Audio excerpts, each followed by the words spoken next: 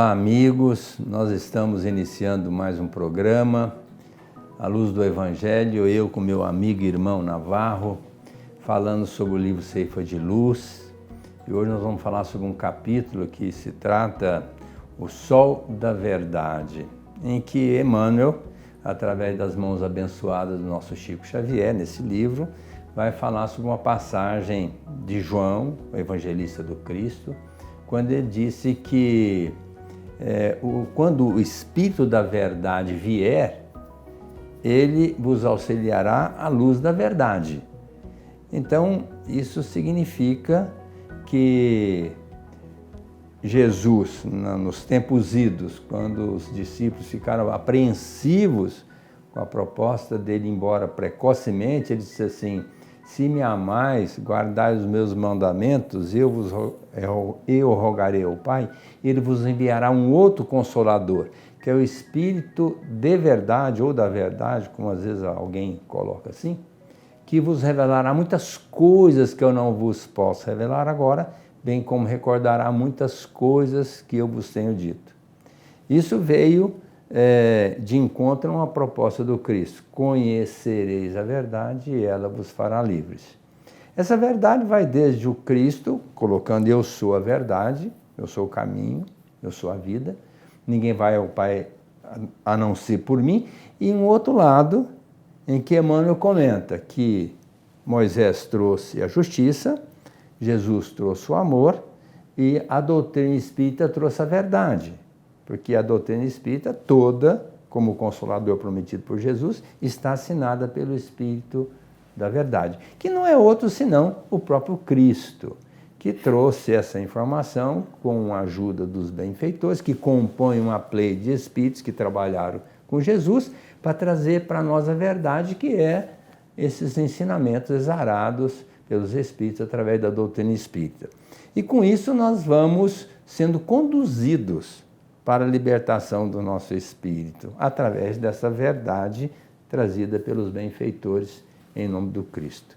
E eu vou passar para o meu amigo Navarro dar continuidade a esse assunto, porque eu considero muito importante falar da verdade, que logicamente é em aberto, ela tem o tamanho da luz de Deus, e nós vamos ainda demorar muito estar de posse de uma verdade, não vou dizer absoluta, que somente a Deus pertence a essa verdade absoluta, mas estar de posse de uma verdade que nos qualifica como espíritos, vamos dizer assim, superiores, não como inferiores que ainda somos, para estarmos livres de uma série de sofrimentos e dificuldades por conta da nossa condição espiritual vigente. Olá, queridos amigos, e é sempre um prazer estarmos aqui junto com o Dr. Aguinaldo para estudarmos doutrina espírita, né? Existe uma frase muito interessante que serve para nosso balizamento, né, em relação à verdade. Dizem que foi o grande filósofo Francis Bacon que disse que a verdade, ela não é fruto da autoridade de quem quer que seja, ela é fruto do tempo, né? Mas é claro que ele está se referindo à sociedade como um todo. Cada um de nós detém a sua própria verdade em função das suas conquistas, das suas experiências, enfim, daquilo que entende a respeito da vida. Mas existe uma verdade, que é aquela que é evidentemente obra divina e que é representada aqui para nós outros pelo Senhor Jesus. Então, quando o Senhor Jesus afirma: eu sou o caminho, a verdade e a vida, e as obras que ele fez testificam quem eu sou, o Senhor Jesus é detentor da verdade maior. Mas como todo bom educador, ele vai apresentando as lições segundo as nossas condições, ou segundo as condições dos alunos. Quando esteve aqui conosco, o Senhor Jesus, conversando com Nicodemos, deixou muito clara a necessidade que nós temos de nos engajar no conhecimento das coisas, pois que Nicodemos era um doutor da lei e o Senhor cobra ele: eu estou te falando das coisas da terra, e você que é doutor da lei, doutor em Israel, e não compreende, e se eu te falar das coisas do céu? Então o Senhor Jesus dosou a verdade naquele momento de acordo com as nossas possibilidades de entendimento. Ele nos aconselha a buscar o reino do Espírito, não é? E toda a sua justiça, mas ele disse que isso aconteceria com o tempo. Então nós precisamos aprender a buscar a verdade, nós precisamos aprender a aprender, né? No sentido de expandir o nosso conhecimento como espíritos que nós somos. Por conta da dureza de vossos corações, permitiu Moisés. Jesus está novamente dizendo que as coisas vão se modificando na medida em que a gente se modifica, na medida em que a gente aceite a necessidade da mudança, na medida em que a gente se esclareça a respeito de qual é o mecanismo que nós estamos inseridos, porque se somos criaturas, nós estamos inseridos num contexto de uma criação. Quais são as regras dessa criação? A que se destina a nossa presença aqui na Terra, né? Que é o grande, vamos dizer, a grande riqueza que a doutrina tem para dar para nós. E Emmanuel vai citar a questão 799 do Livro dos Espíritos, que é onde os benfeitores espirituais falam daquilo que nós temos para tirar da doutrina espírita ou a doutrina espírita dá para nós. Mas convém a gente voltar uma questão antes ainda, né, para nós compreendermos bem do que se trata. Pois que na questão 798 do Livro dos Espíritos, Allan Kardec pergunta para os benfeitores espirituais se a doutrina espírita seria um dia acreditada por todos ou se ela ficaria circunscrita a um grupinho de pessoas. E os benfeitores disseram que a doutrina espírita será a crença generalizada no planeta porque ela faz parte da lei natural, ela está na natureza. Nós todos somos espíritos, assumimos esse ou aquele compromisso, essa ou aquela bandeira religiosa, mas as religiões ainda são organização dos homens, nos lembra Emmanuel. E aí então Kardec pergunta para os benfeitores espirituais qual é a grande contribuição, é a questão 799. A grande contribuição da doutrina espírita é mostrar para nós onde estão os nossos verdadeiros interesses. E onde estão os nossos verdadeiros interesses? Naquilo que diz respeito ao espírito. Como somos espíritos em evolução, nós estamos em busca de conquistas que engrandeçam o espírito, que engrandeçam as nossas características naturais enquanto criaturas. Então, mostrando para nós onde estão os nossos verdadeiros interesses, nós vamos perceber que tudo aquilo que nós temos nas mãos agora são ferramentas para crescimento do nosso espírito. E é neste momento, neste exato momento que estamos vivendo, que nós poderemos mudar o nosso futuro. Então, a grandeza da doutrina espírita está na dosagem que ela vem apresentando a verdade. Qual verdade? A verdade que diz respeito ao espírito que nós somos. Porque antes de sermos personalidades nessa ou naquela posição aqui na Terra, nós somos espíritos, filhos do Criador máximo, que é a inteligência suprema, causa primeira de todas as coisas. Se ele é a causa primária de todas as coisas, inteligência suprema, ele é todo bondade, mas é também todo justiça. Por isso que ele vai fazendo as coisas acontecerem segundo as nossas próprias possibilidades de entendimento, de aceitação e, claro, de produção.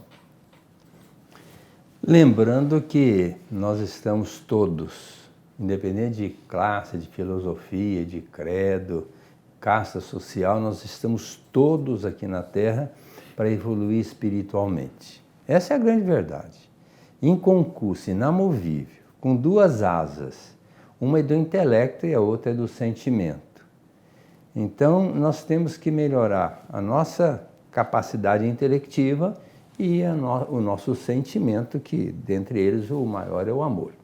Agora, na pergunta 780 do Livro dos Espíritos, o Kardec vai perguntar se esse lado moral nosso viria primeiro ou depois desse engrandecimento intelectivo.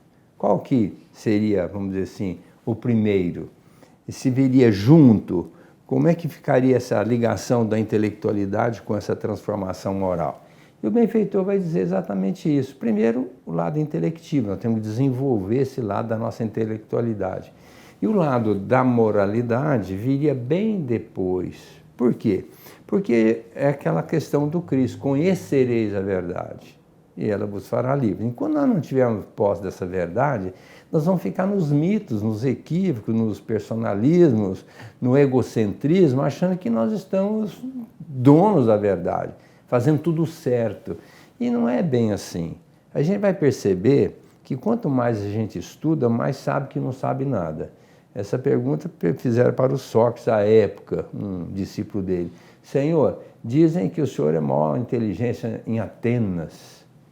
E o que o senhor nos fala sobre isso? Ele, bom, Se sou, é porque eu sei que nada sei. Então, veja, um mestre, precursor da doutrina, veio antes do Espiritismo, um pensador grego, naquela época sendo um extremado na inteligência, ele já falou isso, é porque eu sei que nada sei. Então, tem muita gente que acha que sabe tudo e é dono da verdade. A gente vai analisar isso numa história muito interessante de uma pessoa que queria conhecer a verdade. Então, eu sugeriria para ele subir um monte. Embaixo tinha uma neblina que não dava para ver o sol. E ele foi subindo, subindo até ultrapassar a neblina e viu o sol. Então, aí, ali estaria a verdade para ele, o sol mostrando tudo, porque no meio da neblina ele não estava vendo nada. Mas depois da neblina, com a luz do sol, ele viu tudo, até matas ali em volta, tudo mais. Mas aí disseram para ele, olha, só quero falar para você o seguinte, aqui em cima, na montanha, acima da neblina, não produz praticamente nada. Produz lá embaixo no vale, onde você estava, você não estava vendo nada. Então tem muita gente querendo estar de posse da verdade, mas quando a verdade é nós estarmos aqui no meio da neblina tentando fazer alguma coisa, porque é aqui que nós vamos nos construir. É realmente aqui nesse mundo de física, de planeta, um planeta de expiação e provas, de segundo Jesus, um mundo de aflições, é que nós vamos trabalhar para estar de posse dessa verdade. É aqui que nós vamos sofrer, que nós vamos crescer, que nós vamos progredir, que nós vamos estudar para facilitar o nosso entendimento. E à medida que a gente vai subindo nessa escala evolutiva, realmente nós vamos aumentando a nossa capacidade de entendimento, como disse o Navarro. Então, nós estamos ainda na alimentação de seres infantis, tomando ali um caldinho, uma papinha. Quem sabe um dia na condição de adulto nós possamos desfrutar de uma alimentação mais aprazível. Espiritualmente é a mesma coisa. A gente quer desfrutar só de benesse. Mas será que nós estamos credenciados para isso? Se nós estamos num planeta de expiação e prova, tanto é que Kardec perguntou por que as pessoas são mais sofredoras do que felizes? E o benfeitor vai dizer, Kardec, bom, vamos mudar um pouco a pergunta, disse ele. Feliz na Terra ninguém é, em termos absolutos. Mas se é que eu tenho que responder, eu vou dizer, as pessoas são mais sofredoras porque estão num planeta de expiação e provas. O dia que estiver num planeta mais evoluído, não terão esse sofrimento, daqui serão pessoas mais felizes. Então a gente vai adquirir, na verdade, o entendimento pelo intelecto, vai se transformando moralmente, vai tendo mais condições espirituais para desfrutar de situação melhor, e um dia realmente nós vamos estar em mundos mais elevados. Diga-se de passagem, ainda vai demorar um pouquinho. É muito importante que hoje nós estejamos buscando Jesus. Ele é o modelo e guia da humanidade. Se nós estivermos mais ou menos afinados com ele, buscando-o, podemos assegurar que nós estamos a caminho da felicidade. Se nós estivermos indiferentes à proposta do Cristo, vivendo esse mundo de hoje, ele já deu um recadinho. Quem ganhar a vida, perdê-la. Quem perder a vida por amor a mim, ganhá-la. Essa vida é a vida espiritual. Então, se a gente quer viver aqui, curtindo a vida, tirando proveito de tudo e mais alguma coisa, fiquemos espertos. Porque, como o Navarro colocou, na 799, a gente tem que entender o nosso papel e entender que somos espíritos imortais e pensar na vida futura. Porque lá nós vamos desfrutar daquilo que nós estamos fazendo hoje. Como o Divaldo disse certa vez, numa palestra que ele foi fazer nos Estados Unidos, perguntaram para ele qual que era a proposta da doutrina espírita, já que ele foi lá para divulgá-la. Ele disse assim, para nós sermos hoje melhores do que ontem e sermos amanhã melhores do que nós somos hoje. Isso é uma grande verdade, mas depende de nosso esforço de aplicar o intelecto, o que nós já aprendemos, no sentido da nossa transformação moral. Nós vivemos naturalmente em sociedade e é uma lei natural. Nós precisamos uns dos outros, tanto os fortes quanto os fracos, para nós evoluirmos. Ora, a vida de relação, a vida social, nos reclama alguns comportamentos. E claro, o Senhor Jesus vai dizer isso muito claramente, embora estivesse já no Velho Testamento. E um jovem doutor da lei, no Evangelho, pergunta para o Senhor, né, o que é que era preciso fazer aqui para conseguir o reino dos céus depois dessa vida. E o Senhor Jesus diz para ele, o que é que está escrito na lei? O que é que você lê na lei? Ou seja, cada um de nós lê de uma forma diferente a mesma coisa.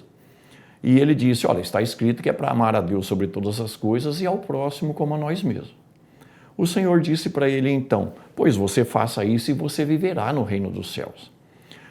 Qual que é a lição que nós poderíamos nesse momento tirar? Porque o Evangelho não é de particular interpretação, diz Emmanuel, a gente poderia encontrar outras consequências disso que o Senhor Jesus está falando.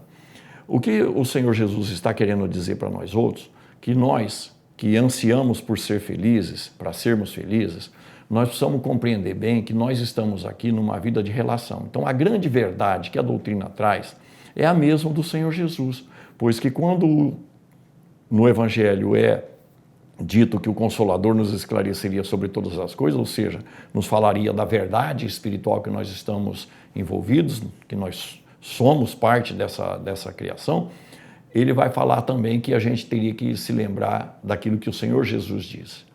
Então, enquanto nós não compreendermos que o Senhor Jesus trouxe para nós aquilo que é de necessidade nossa na prática do dia a dia, a gente não vai ser feliz. A verdade é, então, que nós só conseguiremos ser felizes a partir daquilo que nós fizermos para os outros. Então, a luz da verdade é a que vai clarear a nossa ignorância, a nossa sombra, a nossa negritude espiritual, fazendo com que a gente compreenda definitivamente que tão somente através daquilo que a gente faz para o próximo é que a gente vai adquirir a possibilidade de ser feliz, que é o que nós tanto queremos. Quem de nós não quer ser feliz nesse mundo, nessa vida? Todos nós queremos, mas a felicidade virá da consciência tranquila, acrescenta ainda o Livro dos Espíritos na questão 922. E quando é que a consciência se tranquiliza? Quando nós conhecermos de verdade a lei de Deus que está inscrita na nossa consciência, segundo a questão 621 do Livro dos Espíritos. O distanciamento, portanto, do nosso comportamento, dos nossos valores, da lei de Deus, é que vai definir ou que vai permitir a gente ser mais feliz na Terra. Então, a grande mensagem da doutrina espírita é clarear o nosso raciocínio para uma realidade que a gente tem, ao longo do tempo, não aceito, que é querer que as pessoas nos atendam ou sejam do jeito que a gente quer, quando, em verdade, nós é que precisamos dar para elas aquilo que nós queremos para nós. A verdade é que nós nascemos para servir e não para sermos servidos, e isso também o Senhor Jesus disse. O Filho do Homem não veio para ser servido, mas sim para servir. Essa é uma das grandes verdades que a doutrina espírita tem para dar para nós. O que é que nós estamos oferecendo para a vida, para que a vida responda para nós outros no mesmo diapasão? Essa questão da verdade, ela é em aberto. Nós vamos analisar a vida sob vários ângulos e cada um vai ter a sua opinião. Ninguém absolutamente pensa igual ao outro.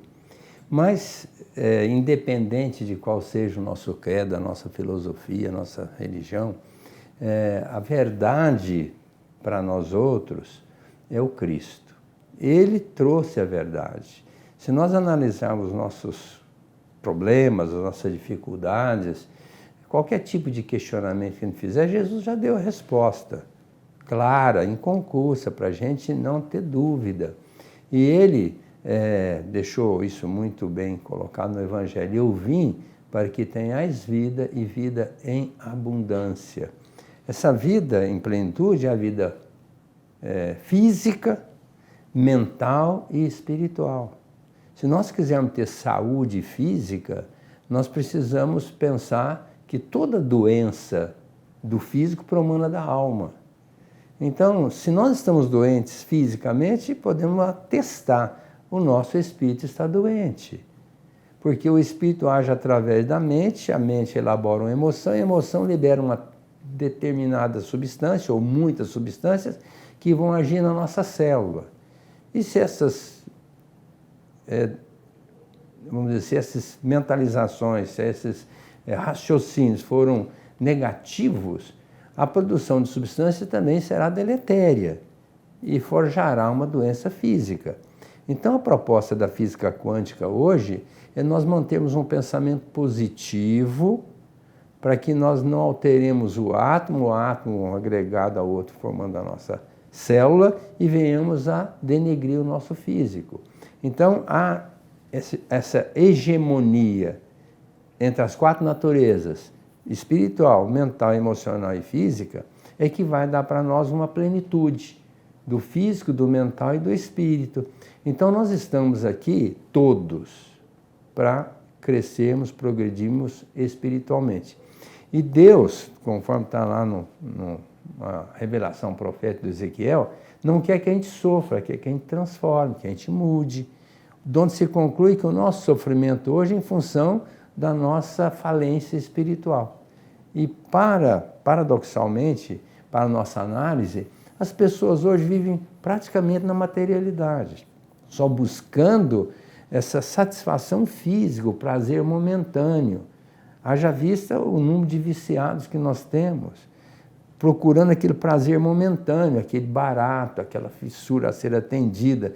Mas passou aquilo também, a pessoa volta na mesma condição, não mudou nada, numa dependência, numa viciação e sofrendo as consequências. E o que é pior, toda falência do nosso corpo que nós imputarmos por decisão do nosso espírito vai ser gravada no perispírito e ser levada para uma outra existência. Daí o Divaldo dizer, a proposta da doutrina espírita é que nós sejamos melhores do que ontem, hoje, e amanhã sejamos melhores do que somos hoje. Então, como nós somos reencarnacionistas, a doutrina espírita coloca isso com muita clareza, retratando uma proposta de Jesus, porque ele era reencarnacionista também, nós estamos aqui com mais uma nova oportunidade de crescimento, de progresso espiritual. Por isso que a gente tem que aproveitar ao máximo para trabalharmos nosso espírito através do conhecimento dessa verdade e sofrer uma transformação moral, que é a definição do Kardec para o verdadeiro espírita. Esse que o verdadeiro espírita é aquele que combate tenazmente as más tendências, sofrendo uma transformação moral.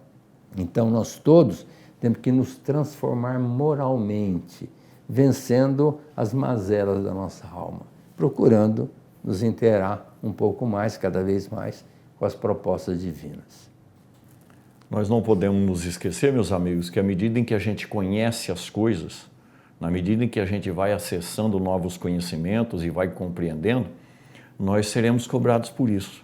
O próprio Senhor Jesus disse que muito será pedido de quem muito recebeu. O que significa dizer que tudo aquilo que nos chega precisa ser bem aproveitado, incluindo aí o conhecimento da verdade. Então, à medida em que a gente se esclarece no campo do espírito, é como no campo da ciência, é como no campo das profissões. Espera-se que a gente produza alguma coisa, como bem colocou o doutor Aguinaldo, citando Divaldo Pereira Franco. Então, à medida em que a gente vai se entregando e se entrelaçando a essa verdade de que somos espíritos, que nós já vivemos aqui outras vidas e viveremos tantas outras aí pela frente, é tão somente no sentido de dilatarmos cada vez mais as nossas percepções, os nossos valores no que diz respeito ao espírito. Porque posição social, saúde, condição sexual, condição de pátria, tudo isso é necessário ao espírito para determinada etapa de sua vida, de seu desenvolvimento aqui na Terra. Então a verdade ela vem, ela virá, mas nós precisamos perguntar o que é que eu preciso fazer com isso, o que é que eu posso fazer com isso para melhorar as instituições humanas, porque no Livro dos Espíritos está escrito que uma das obrigações naturais dos espíritos encarnados é justamente melhorar a sociedade na qual ele está vivendo.